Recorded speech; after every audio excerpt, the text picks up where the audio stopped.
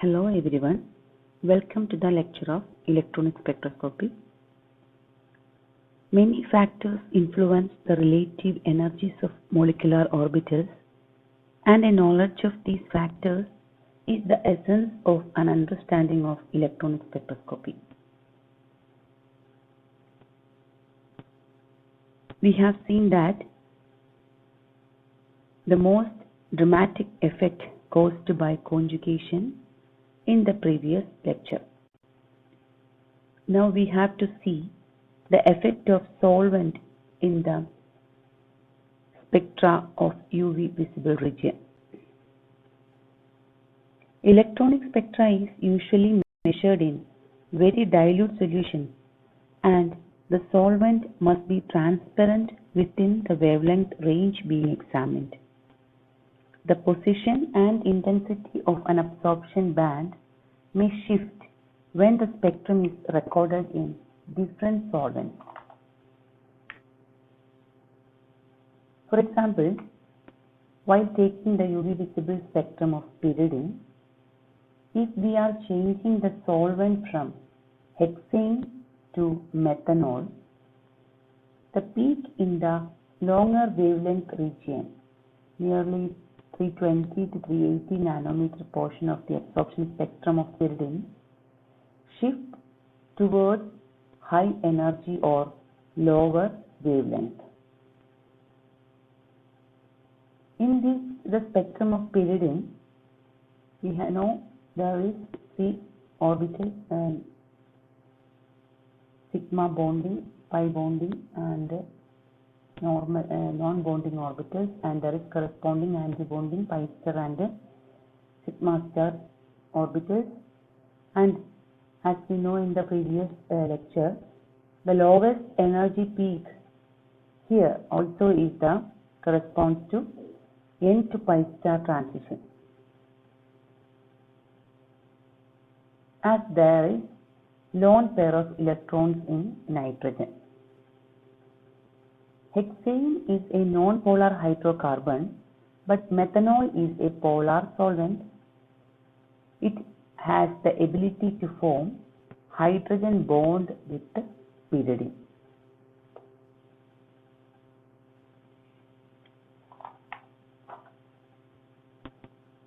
In order to account for the decrease in the wavelength, that shift in the spectrum, we need to consider what happens to the energies of the orbitals of pyridine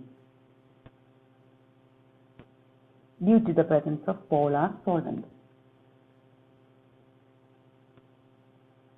Since there is no hydrogen bond or hexane is a non-polar solvent, the orbitals of pyridine are stable, but methanol solvent can influence the orbitals.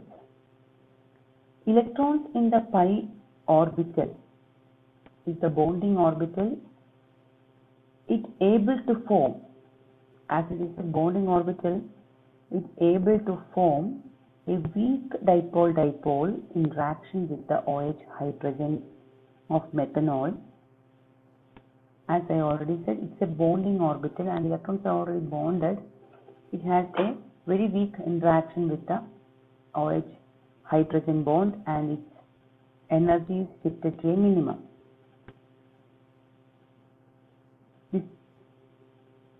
It causes a very slight drop in energy of the pi orbital due to the presence of methanol. But the electrostatic interaction between a positive charge of hydrogen atom and the negatively charged lone pair of electrons in the non-bonding orbital is a stabilizing interaction. So the energy of the non-bonding orbital will be lowered much. You can see the energy is lowered when this solvent is changed to methanol, as there is more interaction to the non-bonding electrons, non-bonding orbital electrons with the OH hydrogen bond or H positively charged hydrogen. Similarly, if an electron has been excited to the pi star orbital, it also has the ability to form a weak dipole-dipole interaction with the OH hydrogen of methanol, as this bond is electrons in the pi star orbital is that much stable.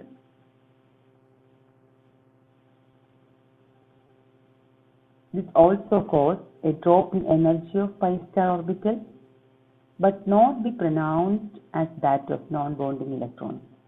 You can see the energy difference. However, it is larger than that of pi orbital. So, the change in solvent changes the relative energy of stabilization in the order. A non-bonding electron has much higher stability or energy decreases than pi star and then pi.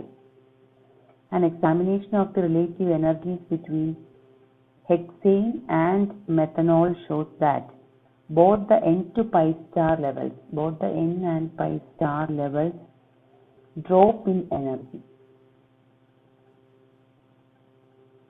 Both the N and pi star levels drop in energy,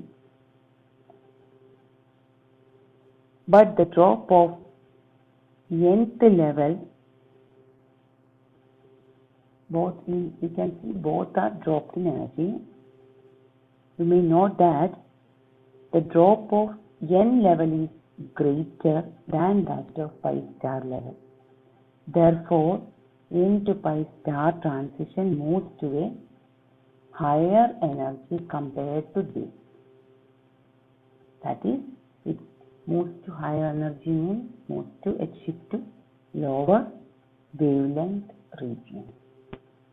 That is the effect of solvent in UV visible spectroscopy.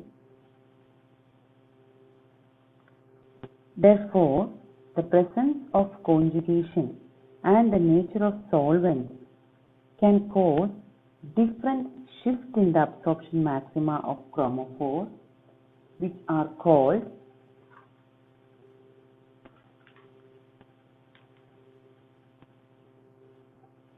first one is the bathochromic shift. You can see the absorption spectrum. Bathochromic shift means from this arrow you can clear that the wavelength lambda max is shifted to a higher wavelength region or longer wavelength. So it is also known as red shift. Red shift means towards red towards red is higher wavelength and towards blue is the lower wavelength. So if there is any deviation of lambda max towards longer wavelength, it is known as red shift. That is the conjugation. And if, as we have mentioned, the effect of solvent, that is the conjugation from the previous slide, conjugation increases the wavelength, that is causes a bathochromic shift. But here the presence of solvent leads to a hypsochromic shift, which means the lambda max shifted to shorter wavelength or higher energy, also known as blue shift. The effect of solvent may cause a blue shift in the UV visible spectrum. It's known as hypsochromic shift. There is also a chance in change in intensity, variation of intensity of the absorption or the intensity of absorption maximum or the UV visible peak, which is there is a change in the epsilon max or transition probability of intensity. They are called, first is the hyperchromic shift. You can see that is the absorbance increases, intensity of absorption increases by any means. If it increases, it is known as hyperchromic shift, and if the absorbance getting decreased. It is known as hypochromic shift.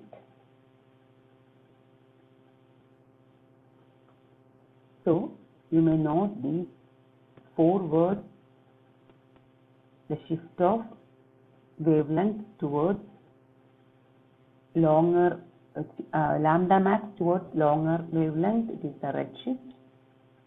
Shorter wavelength, it is the blue shift. If the intensity increases, it is the hyperchromic shift, and it is decreased, it is hypochromic shift. Hence, we may mention that UV spectroscopy has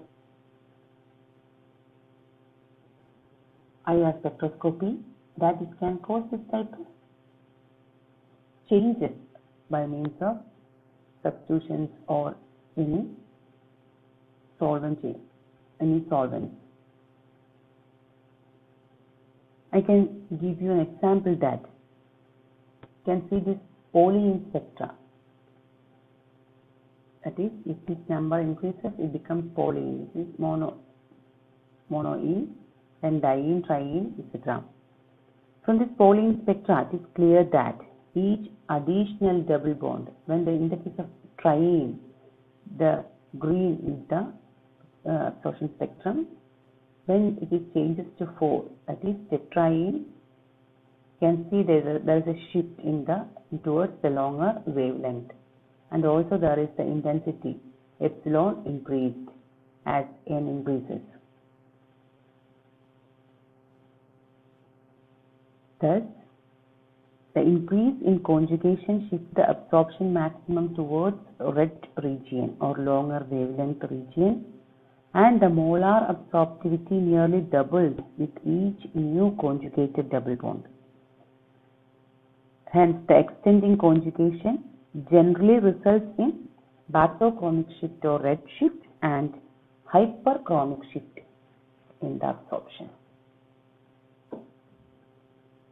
Hence, the UV visible spectra